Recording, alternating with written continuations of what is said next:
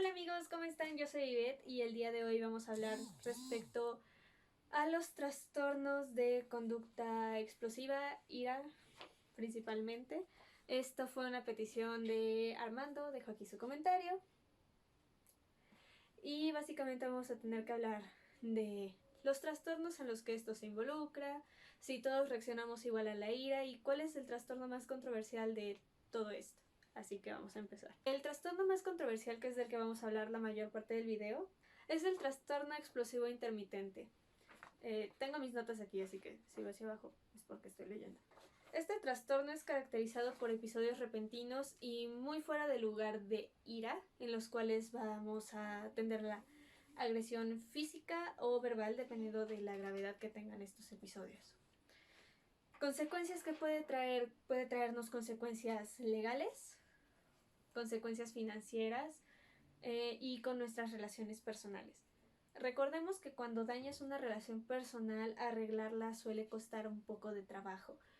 Entonces, este trastorno tiene la tendencia a afectarlas por el comportamiento agresivo que suelen tener hacia las personas afectadas principalmente. En estos ataques de ira van a haber una serie de síntomas. Los primeros que voy a mencionar son los síntomas de los ataques graves y los segundos a mencionar son los síntomas de los ataques de leves a moderados.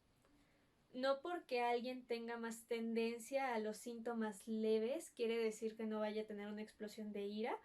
Tal como lo dije en el video anterior, las personas con trastornos mentales tenemos tendencia a la agresión o autoagresión y no porque no seamos tendenciosos a eso como el Glade y no porque no seamos tan tendenciosos a eso como por ejemplo las personas con el trastorno de TEI no quiere decir que no lo podamos desarrollar y que no podamos caer en un círculo parecido.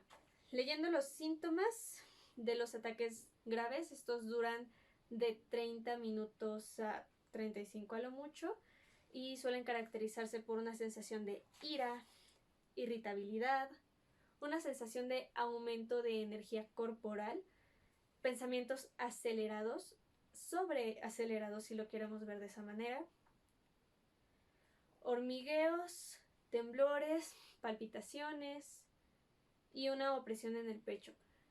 Si han tenido esa sensación de estar tan enojados que no pueden respirar, es más o menos lo mismo.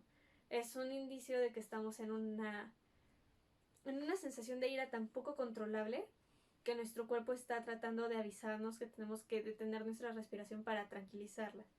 Casi nunca le hacemos caso a ese aviso, por cierto. Los arrebatos verbales van a ser básicamente lo más característico después de un episodio mayor.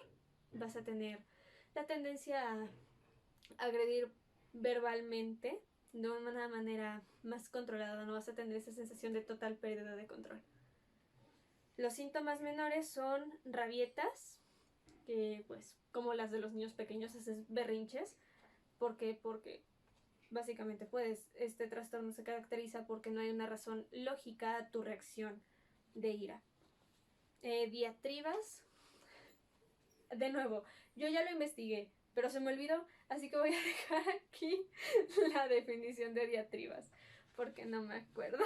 Discusiones acaloradas, esto es algo que todos tenemos cuando estamos enojados, pero en el caso de las personas con TEI o algún trastorno de reacción similar, vamos a tener exactamente el mismo problema. Nuestras discusiones se pasan de apasionadas.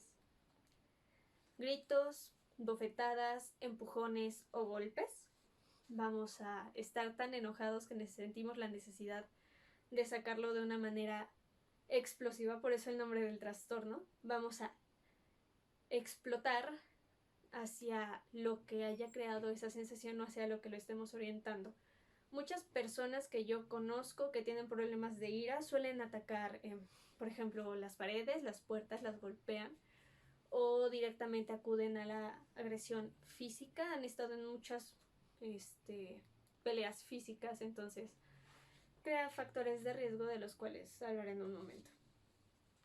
Justamente peleas físicas, daños materiales, por lo mismo de que sueles desquitarte con lo que está a tu alrededor, tienes la tendencia a romperlo y a veces estos arrebatos si se dan en un lugar público los daños son mucho mayores. Habrán visto un video en YouTube, voy a dejar el link aquí abajo, de una persona que está teniendo un ataque de ira en la oficina y básicamente destruye la oficina entera con su ataque y sus compañeros están huyendo de él o tratando de contenerlo y no pueden. Amenazas o agresiones a personas o animales. Esto quiere decir que tu ira llega al punto de que sientes la necesidad no consciente de avisarle a las personas: si no te alejas te voy a golpear. Tendemos a hacerlo todas las personas porque al menos tengo entendido que es como estamos acostumbrados a convivir socialmente, pero en el caso de estas personas la amenaza suele seguir por la agresión real. Entonces no es nada más como que te están amenazando, te advirtieron. Después de estos arrebatos vas a tener una sensación de cansancio, letargo, y después van a seguir sentimientos de culpa y remordimiento. Esto pues también pues, se puede ver aunado con la vergüenza. Las personas que han pasado por un episodio en el que había personas que no están acostumbradas a estar con ustedes saben perfectamente lo mal que se siente haber hecho eso. Cuando estás consciente de que tienes el problema, la culpa y el remordimiento va más que nada indicado hacia ti, porque te heriste a ti y te pusiste en peligro a ti. Ya lo había comentado también en el video anterior. Cabe aclarar que estos arrebatos de ira también están presentes en el trastorno bipolar, el trastorno de hiperactividad con... ¿qué era TDAH? Trastorno de déficit de atención con hiperactividad. Con el trastorno de déficit de atención por hiperactividad, trastornos de comportamiento agresivo infantil, TOD y TC. Voy a dejar de nuevo aquí las definiciones porque no estoy acostumbrada al ramo infantil y se me olvida mucho. Esquizofrenia, trastornos de personalidad, algunos tipos de traumatismos cráneoencefálicos, abusos de sustancias y epilepsia. Esto porque casi todos estos trastornos se caracterizan por un cambio de emociones muy marcado. Los nenes con TDAH suelen ser no tan agresivos, pero hay veces en las que el TDAH se puede juntar con el TC o con el TOD. Esto quiere decir que el niño va a ser mucho más agresivo que los que estén a su alrededor. Va a tender a la agresión física hacia otros niños y hacia las personas en su entorno. Estos trastornos avanzan a la adultez. Con los trastornos de personalidad es básicamente lo mismo, porque no hay un trasplante de personalidad y no se puede cambiar.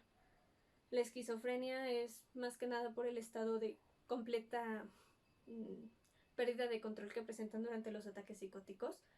Que vaya, todos los que tenemos ataques psicóticos presentamos la pérdida de control, pero a mi punto de vista en la esquizofrenia es mucho más grave. En el abuso de sustancias, obviamente es sobre todo cuando están en rehabilitación, cuando estás en tu periodo de dejar de consumir, cuando se presentan los primeros arrebatos de ira o cuando estás consumiendo más.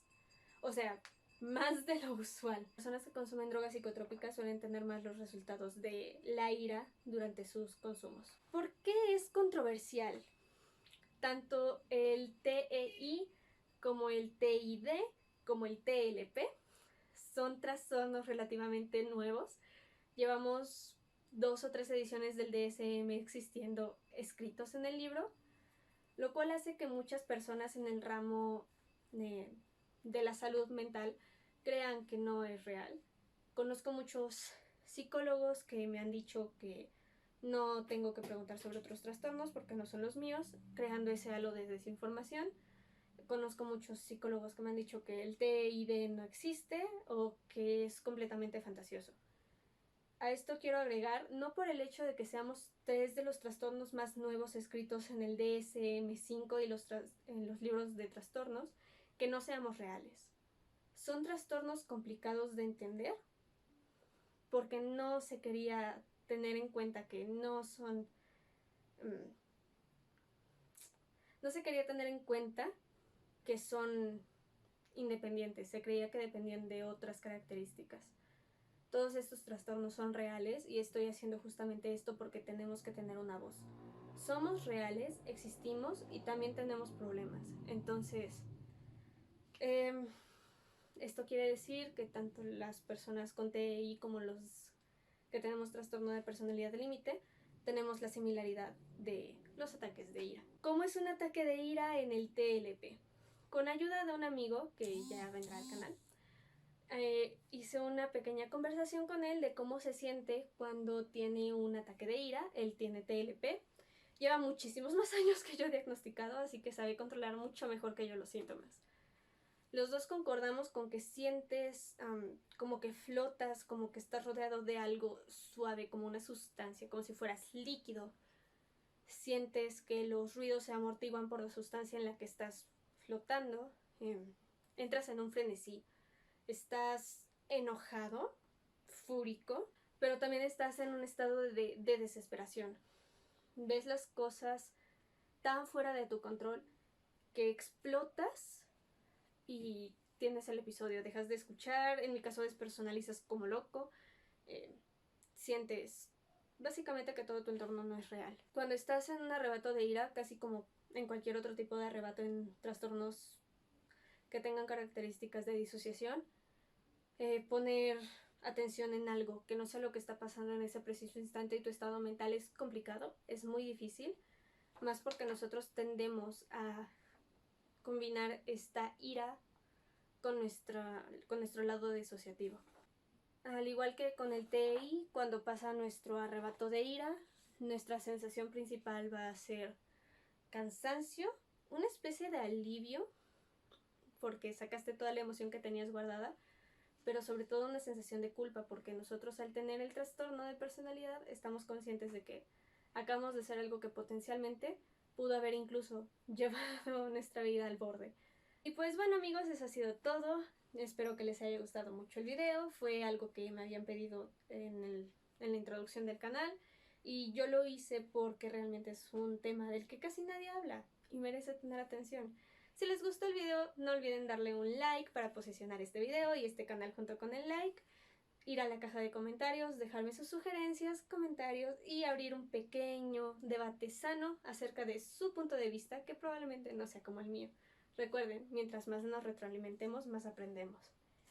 También les voy a pedir, porque no lo hago, pero esta vez lo haré, quizás si quisieran invitar a alguien a suscribirse, pueden hacerlo. Es gratis y yo lo voy a agradecer mucho. Recuerden que mientras más avance esto, más me voy a sentir motivada a seguir contándoles la verdad que nadie quiere hablar como un paciente. Eso fue todo, les mando un beso. No un abrazo porque no me gusta y nos vemos en el siguiente video. ¡Adiós!